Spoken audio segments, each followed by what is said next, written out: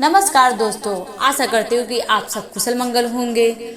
आप सभी माताएं बहनों को जो भी ज्योतिया व्रत हैं उन्हें ज्योतिया व्रत की हार्दिक शुभकामनाएं। माता बहनें 6 तारीख को ज्योतिया व्रत है, जो मैंने आप सबको बता दिया है पिछले वीडियो में, और मैंने ज्योतिया की पूरी नियम विधि सब कुछ बता दिया अपने वीडियो में।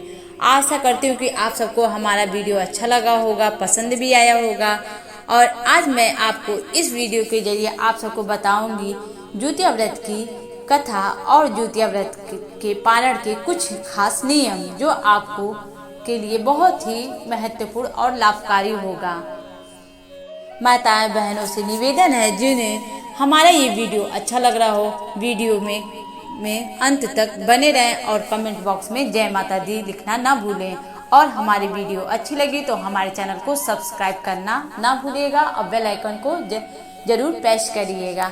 आइए सुनते हैं ज्योतिया व्रत की कथा। माताएं बहनें ये भी जान लें, जो औरतें स्त्रियां ज्योतिया व्रत नहीं रहती हैं, वो मान लें आज के ज़माने में बहुत से औरतों को बहुत सारी बीमारियां हो जाती, जिस वजह से वह ज्योतिया व्रत नहीं रह पा रही हैं। जिसकी वजह से अगर वो नहीं रह पा रही हैं तो भी वो शाम को अपना पूजा पाठ व उसी विधि से कर सकती हैं। ऐसा जरूरी नहीं है कि हम ज्योतिया व्रत, क्योंकि माता रानी सबको देख रही हैं और ज्योति वाहन की कृपा सब पर बनी रहे। जिस वजह से आप भी अपने बच्चों की मंगल कामना चाहते हैं तो आप भी यह पूजा विधि सब कुछ आप थोड़ा बहुत तो कर ही सकते हैं। शाम को जैसे हो गया आप नहा सकते हैं और दिया बत्ती अगरबत्ती कपूर ये सब भगवान के सामने जलाकर पूजा पाठ, यहाँ तक ज्योति वाहन और जी का कथा भी आप पढ़ सकते हैं और सुन भी सकते हैं। हमारी वीडियो जो मैंने आज बना रही हूँ इसमें भी मैंने ज्योतिया व्रत की कथा डाली है। आज मैं ज्योतिया व्रत की जो कथा ज्योति वाहन भगवान की कैसे वो सारे बच्चों को खा जाते थे इस गरुड़, उस पर मैं वीडियो बनाई हूँ, जो आप सबको सुनने में बहुत सी औरतें व्रत के दौरान यह किताब ज्योतिया भगवान जी का व्रत का नहीं पढ़ पाती हैं। जिस वजह से मैं यह वीडियो बना दी हूँ ताकि आप सबको ज्योतिया व्रत में एक तो आप सब व्रत रहते हैं, ऊपर से पढ़ना मुश्किल हो जाता है, इसलिए आप यह कथा आप मोबाइल द्वारा मतलब सुन भी सकते हैं। इसलिए मैं यह कथा लेकर आप सबके पास आई हूँ। चलिए सुनते हैं ज्योति वाहन भगवान जी की कथा। जीवित पुत्री का व्रत कथा। एक बार नैमिषारण्य के ऋषिमुनि निवासी संसार के कल्याण हेतु सूत जी से पूछा, कराल कलिकात में लोगों के बालक किस तरह से दीर्घ आयु होंगे, सो हमें बताइए। सूत जी ने कहा, जब द्वापर का अंत और कलयुग का प्रारंभ था, उसी समय बहुत सी शोकाकुल स्त्रियों ने आपस में सलाह की, क्या इस कली में माता के जीवित रहते हुए पुत्र मर जाएंगे। जब यह सब आपस में निर्णय नहीं कर पाए, तब ऋषि गौतम ऋषि के पास गई पूछने, और जब उनके पास पहुंची, उस समय गौतम जी आनंद के स्वरूप बैठे थे। उनके सामने जाकर मस्तक झुकाकर प्रणाम किया। इसके पश्चात स्त्रियों ने पूछा, हे प्रभु, इस कलयुग में लोगों के पुत्र किस तरह जीवित रहेंगे, जिसके लिए कोई व्रत तप हो, कृपया कर हमें बताइए। इस तरह उनकी बात सुनकर गौतम जी बोले, आपसे मैं वही बात कहूँगा जो मैंने पहले से सुन रखा है और जो मुझे ज्ञात है। गौतम जी ने कहा, जब महाभारत युद्ध का हो गया तो द्रोण पुत्र अश्वत्थामा के द्वारा अपने बेटे को मरा देखकर सब पांडव बहुत दुखी हुए। तब पुत्र के शोक से व्याकुल होकर द्रौपदी ने अपने सखियों के साथ ब्राह्मण श्रेष्ठ धौम्य के पास गई और उन्होंने धौम्य से कहा, हे विपेंद्र, कौन से उपाय करने से बच्चे दीर्घ आयु हो सकते हैं, कृपया हमें बताएं। धौम्य बोले, सतयुग में सत्य वचन बोलने वाला, अत्याचरण करने वाला अंदरसी जिमुत वाहन नाम का एक राजा था। एक बार वह अपने स्त्री के साथ अपने ससुराल गए और वहीं रहने लगे। एक दिन आधी रात के समय पुत्र के शोक से व्याकुल होकर स्त्री बहुत ही तेज व्याकुल कर रही थी, क्योंकि वह अपने बेटे के दर्शन से निराश हो चुकी थी और उसका पुत्र मर चुका था, जिस वजह से वो अत्यधिक पीड़ा कष्ट में थी और जोर जोर से कराह कर रो रही थी। वह रोती हुई कहती थी, हाय, उस बूढ़ी माँ के सामने मेरा बेटा मरा जा रहा है और मैं कुछ नहीं कर पा रही हूँ। उसकी यह विरह वेदना सुनकर राजा जमुदवाहन का हृदय विदीर्ण हो गया और वह तत्काल उस स्त्री के पास गए और उससे पूछे, तुम्हारा पुत्र किस वजह से मरा है? बूढ़ी औरत ने कहा, गरुड़ प्रतिदिन आकर गांव के लड़कों को खा जाता है। जिस पर दयालु राजा ने कहा, माता अब तुम रो मत, आनंद से बैठो, मैं तुम्हारे बच्चे को बचाने के लिए प्रयत्न करता हूँ। ऐसा कहकर राजा उस स्थान पर गए जहाँ गरुड़ आकर प्रतिदिन मांस आकर खाया करते थे। उसी समय उस राजा पर गरुड़ आकर टूट पड़े, राजा के शरीर का मांस खाने लगे। अतिशय तेजस्वी गरुड़ राजा का बायां अंग खा लिया। झटपट राजा अपना दाहिना अंग फेर दिया और गरुड़ के सामने कर दिए। यह देखकर गरुड़ जी ने कहा, योनियों में तुम कौन हो? तुम मनुष्य तो नहीं हो, तुम अपना जन्म और कुल बताओ। पीड़ा से व्याकुल मनवाहन राजा ने कहा, हे पक्षीराज, इस प्रकार का प्रश्न करना बहुत ही व्यर्थ है। तुम अपनी इच्छा भर मेरी मांस खाओ। यह सब सुनने के बाद गरुड़ वहीं मांस खाना छोड़ दिए और रुककर राजा की ओर देखने लगे। फिर से दोबारा राजा के जन्म कुल के बारे में पूछने लगे। तो उसके बाद राजा ने अपने जन्म कुल के बारे में बताना शुरू किया कि मेरी माँ का नाम है सव्या और मेरे पिता का नाम शालिवाहन है। सूर्य वंश में मेरा जन्म हुआ है और जमुदवाहन मेरा नाम है।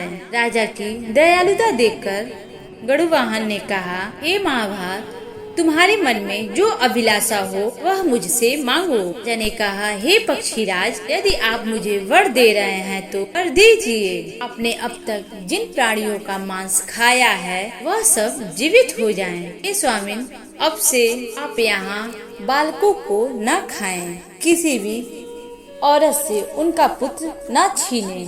ऐसा कोई उपाय करें कि यहाँ जो पुत्र उत्पन्न हो वह लोग बहुत ही दिन तक दीर्घायु प्राप्त हो उन्हें। मैंने कहा, पक्षीराज गरुड़ राजा को वरदान देकर अमृत के लिए नागलोक चले गए और वहाँ से अमृत लाकर उन्होंने मरे पुत्रों को पर अमृत की बूंद बरसाया।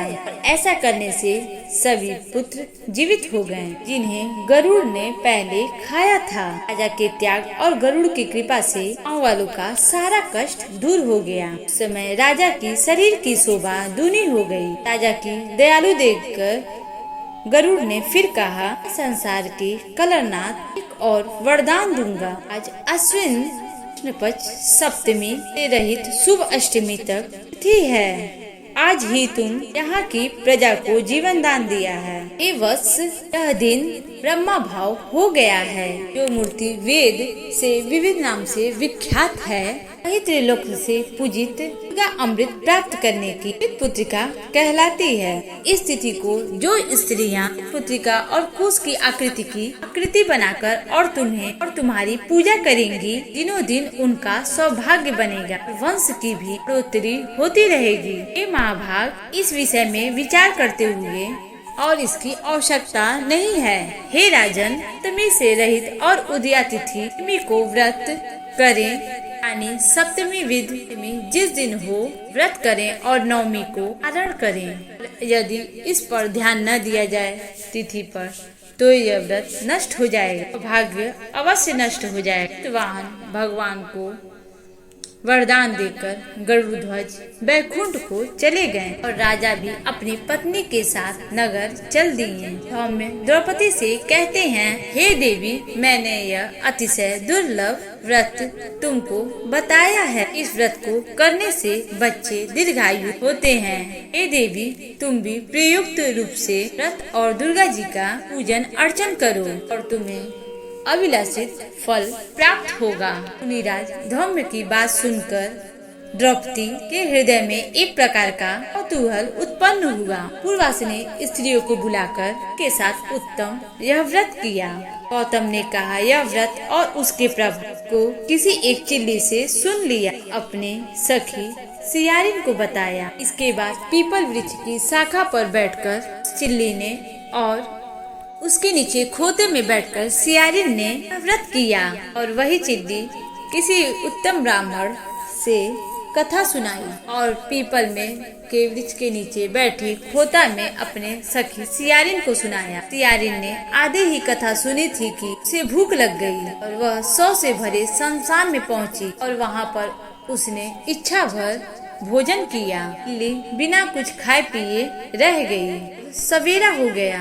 सवेरे गौशाले में गई और वहाँ पे गौ का दूध पिया। इस तरह उसने 9वीं को पारण किया। ऐसे कुछ दिनों बाद वह दोनों मर गईं। अगले जन्म में वह किसी धनी व्यापारी के घर दोनों जन्मी। संजोग से उन दोनों का घर जन्म एक ही घर में हुआ, जिसमें सियारिन ज्येष्ठ हुई और चिल्ली छोटी हो गई। दोनों शुभ लक्षणों से शुभ थीं। लड़की की शादी सिराज से और उसकी छोटी बेटी की शादी के द्वारा और छोटी उसके मंत्री के द्वारा पत्य अग्नि के सामने विधि पूर्वक ब्याही गई। पूर्व जन्म के कर्म फल से वह मृगमैनी रानी हुई। किसी संतान को उत्पन्न करती वह मर जाता। ऐसे करते करते उसका एक भी पुत्र जीवित नहीं था, सारे पुत्र मर जाते थे। और पूर्व जन्म को बातों को स्मरण करने वाली मंत्री की पत्नी ने उसे 8 बेटे स्वस्थ हुए जन्मे, सभी जीवित रह गए। अपनी बहन के पुत्र को देखकर वह उसमें बड़ी बहन में जलन की भावना उत्पन्न हो गई और वह अपने स्वामी से कही, यदि तुम मुझे जीवित रखना चाहते हो तो तुम अपने मंत्री के बेटे को उसी जगह भेज दो जहाँ मेरे सारे बेटे चले गए हैं। सुनकर राजा ने उस मंत्री के पुत्र को मारने के लिए कई प्रकार के उपाय सोचे, लेकिन जीवित पुत्र का व्रत की वजह से उसके पुत्र बच जाते थे। अंत में राजा ने अपने सिपाहियों से उसके सारे मंत्रियों के बेटे को सिर कटवा दिए और वह पिटारी उन पुत्रों की माता के मंत्री के पत्नी के पास भेज दिए, किंतु वह 8 सिर बेशकीमती हीरे जवाहरात में बदल गए।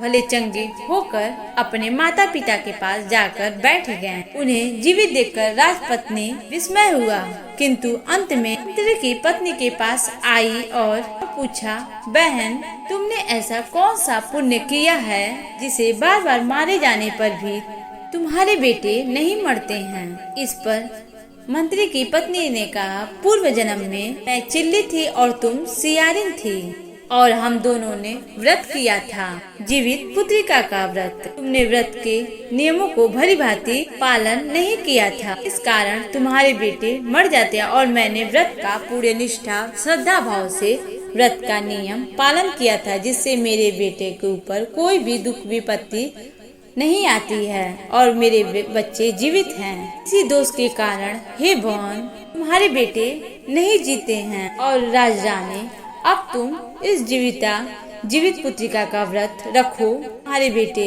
की आयु दीर्घायु होगी। मैं तुमसे यह बात सच कह रही हूँ। अपनी बहन की बातें सुनकर रानी नियम श्रद्धा भाव से अगली बार जीवित पुत्रिका द्वितीय व्रत रखा। इसके बाद से उसे सुंदर सुशील बच्चे को जन्म दिया और वह सब बड़े बड़े होकर राजा बने। और सूत जी कहते हैं, सब प्रकार का आनंद लेने वाला मैंने यह दिव्य व्रत बतलाया। अगर स्त्रियां चिरंजीवी संतान चाहती हैं तो विधि पूर्वक यह व्रत करें। इति पूर्वक ज्योति पुत्रिका व्रत समाप्त हो चुका। माताएं बहनों से अनुरोध है कि इसके बाद यह कथा सुनने के बाद आप सत्यनारायण जी की आरती जरूर करें घर में और भगवान श्री हरि